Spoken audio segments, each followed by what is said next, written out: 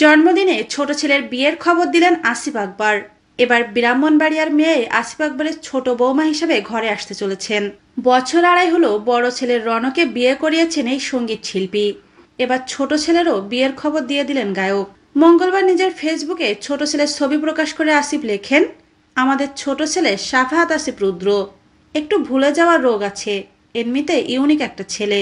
মুহূর্তেই মানুষের ভালোবাসা অর্জন করার যোগ্যতা তার রয়েছে।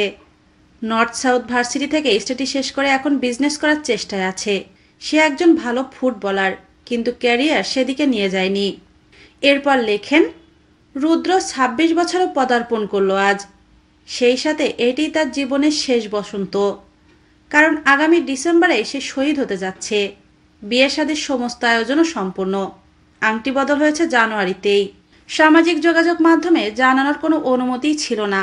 শুধু এতটুকুই বলবো, এবার ব্রাহ্মণবাড়িয়ার মেয়ে ঘরে আসতে চলেছে। সবশেষে ছেলের জন্য দোয়া চেয়ে গায়ক লিখেছেন, আজ রুদ্র শুভ জন্মদিন। সবার কাছে আমার ছেলের সরল এবং সুন্দর ভবিষ্যতের জন্য দোয়া চাই। শুভ জন্মদিন বাবা, আনন্দে বাঁচো।